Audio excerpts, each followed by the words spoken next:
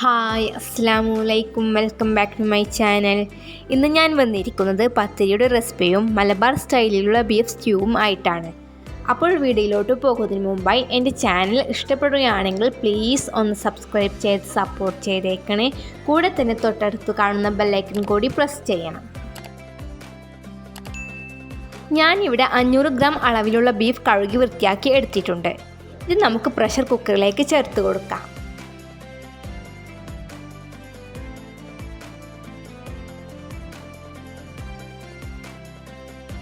ഇനി ഇത് മാരിനേറ്റ് ചെയ്തെടുക്കണം. അതിനായി ഇതിലേക്ക് 1/2 ടീസ്പൂൺ ഉപ്പും 1 ടീസ്പൂൺ കുരുമുളക് പൊടിയും ചേർത്ത് കൈകൊണ്ട് നന്നായി തേച്ച് പുരട്ടിയെടുക്കാം. അങ്ങനെ മസാലയെല്ലാം ചേർന്ന് വന്നിട്ടുണ്ട്. ഇനി ഇതിലേക്ക് 1/4 കപ്പ് വെള്ളം കൂടി ചേർത്ത് കൊടുക്കാം. ഇനി നമുക്ക് മൂടി വെച്ച് വേവിച്ചെടുക്കാം. ആദ്യത്തെ 3 വിസിൽ ഹൈ ഫ്ലെയിമിലും പിന്നെയുള്ള 3 വിസിൽ ലോ ഫ്ലെയിമിലാക്കി വേവിച്ചെടുക്കണം. പിന്നെ ബീഫിൻ്റെയും കുക്കറിൻ്റെയും വ്യത്യാസം അനുസരിച്ചിരിക്കും ബീഫ് പാകമായി വരാൻ. അപ്പോൾ അത് കണക്കാക്കി വേണം വിസിൽ കൊടുത്ത് വേവിച്ചെടുക്കാൻ. ഇനി നമുക്ക് പത്തിരിയുടെ മാവ് റെഡിയാക്കിയെടുക്കാം. അതിനായി ഒരു പാത്രത്തിലേക്ക് 1/4 കപ്പ് വെള്ളം ചേർത്ത് കൊടുക്കാം. ഞാനിവിടെ 1 കപ്പ് പത്തിരിപ്പൊടിയുടെ അളവാണ് എടുത്തിരിക്കുന്നത്.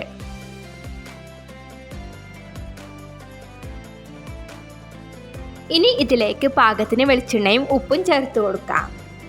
ഞാനിവിടെ 1/2 ടീസ്പൂൺ ഉപ്പും 1 ടേബിൾ സ്പൂൺ വെളിച്ചെണ്ണയുമാണ് ചേർത്ത് കൊടുത്തിരിക്കുന്നത്.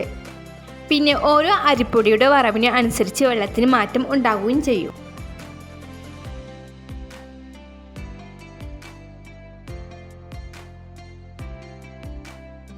ഇപ്പോൾ ചേർത്തിളക്കി കഴിഞ്ഞിട്ടുണ്ട്. ഇനി നമുക്ക് ഫ്ലെയിം ഓഫ് ചെയ്ത് മൂടി വെച്ച് 5 മിനിറ്റ് വെക്കാം. ഇനി നമുക്ക് മാറ്റിലേക്ക് മാവ് ചേർത്ത് കൊടുക്കാം. എന്നിട്ട് നന്നായി കുഴച്ചെടുക്കാം. പിന്നെ 10 മിനിറ്റ് വരെയെങ്കിലും സോഫ്റ്റ് ആക്കുന്നത് വരെ കുഴച്ചെടുക്കണം. അങ്ങനെ കുഴച്ചെടുത്ത് കഴിഞ്ഞിട്ടുണ്ട്. ഇനി നമുക്ക് റോൾസ് ആക്കിയെടുത്ത് ഓരോ ബോളാക്കിയെടുക്കാം. ശേഷം ഓരോ ബോൾസും പത്തിരി പ്രസ്സിൽ പ്രസ് ചെയ്തെടുത്ത് വരാം.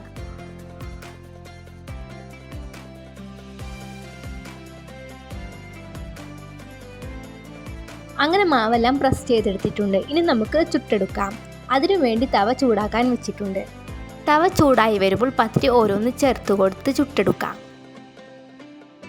പത്തിരി ഇട്ട ഉടനെ ഒന്ന് ചൂടായി വരുമ്പോൾ നമുക്കിതൊന്ന് തിരിച്ചിട്ട് കൊടുക്കാം.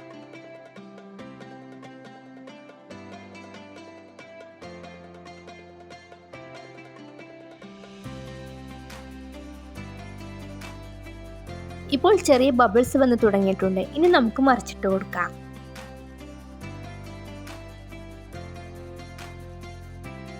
അങ്ങനെ നമ്മുടെ പത്തിരി നന്നായി പൊങ്ങി വന്നിട്ടുണ്ട്. ഇനി നമുക്ക് തവയിൽ നിന്നും എടുത്തു മാറ്റാം. ബാക്കിയുള്ള പത്തിരിയും ഇതുപോലെ തന്നെ ചുട്ടെടുക്കാം.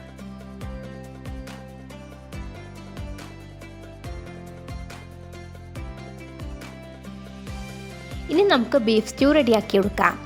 ഇപ്പോൾ ബീഫ് നന്നായി പാകമായി വന്നിട്ടുണ്ട്. ബാക്കിയുള്ള ചേരുവകൾ റെഡിയാക്കി എടുക്കാൻ വേണ്ടി ഒരു ചീനച്ചട്ടി ചൂടാക്കാൻ വെച്ചിട്ടുണ്ട്. ശേഷം ഇതിലേക്ക് 2 ടേബിൾ സ്പൂൺ വെളിച്ചെണ്ണയും ചേർത്ത് കൊടുത്തിട്ടുണ്ട്. മീഡിയം ഫ്ലെയിമിൽ വെച്ചതിന് ശേഷം എണ്ണ ചൂടായി വരുമ്പോൾ 2 സബോള കനം കുറഞ്ഞ് അരിഞ്ഞ് ചേർത്ത് നന്നായി വഴറ്റിയെടുക്കാം.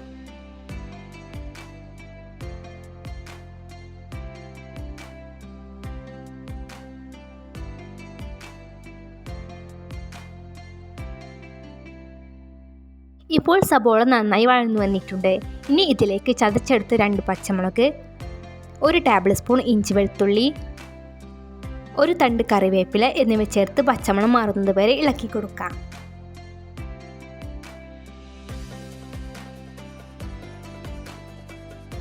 ഇപ്പോൾ പച്ചമണം മാറി വന്നിട്ടുണ്ട്. ഇനി ഇതിലേക്ക് 1 തക്കാളി ചേർത്ത് ഇളക്കി കൊടുക്കാം.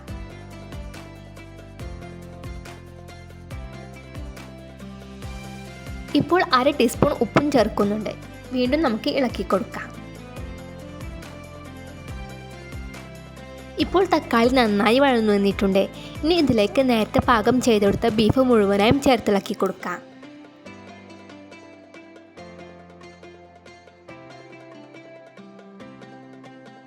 ചേർത്തിളക്കി കഴിഞ്ഞതിന് ശേഷം മീഡിയം ഫ്ലെയിമിൽ വെച്ച് തന്നെ മൂടി വെച്ച് വെള്ളം വറ്റുന്നത് വരെ വേവിച്ചെടുക്കാം.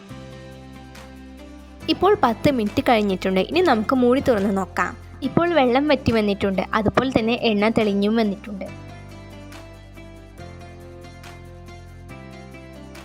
ഇനി ലോ ഫ്ലെയിമിൽ വെച്ചതിന് ശേഷം 1 കപ്പ് നല്ല കട്ടിയുള്ള നാളികേര പാൽ ചേർത്ത് കൊടുത്ത് ഇളക്കി കൊടുക്കാം.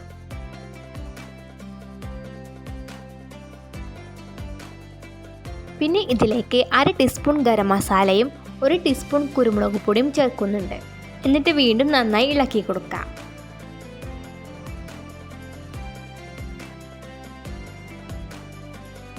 അവസാനമായി ഇതിലേക്ക് കുറച്ച് മല്ലിയിലയും കൂടിയും ചേർക്കാം. അങ്ങനെ നമ്മുടെ മലബാർ സ്റ്റൈലിലുള്ള ബീഫ് സ്റ്റ്യൂ ഇവിടെ റെഡിയായി വന്നിട്ടുണ്ട്. ഇനി നമുക്ക് ഫ്ലെയിം ഓഫ് ചെയ്യാം. അപ്പോൾ എല്ലാവരും ഈ റെസിപ്പി ട്രൈ ചെയ്ത് നോക്കുക. എന്നിട്ട് നിങ്ങളുടെ അഭിപ്രായങ്ങൾ താഴെ കമൻറ്റ് ബോക്സിൽ അറിയിക്കാനും മറക്കരുത്. പിന്നെ ഈ വീഡിയോ ലൈക്ക് ചെയ്യുക, ഷെയർ ചെയ്യുക. അപ്പോൾ ഇൻഷാ അല്ലാഹ് നല്ലൊരു റെസിപ്പിയുമായിട്ട് അടുത്തൊരു ദിവസം കാണാം. Thanks for watching. ബൈ.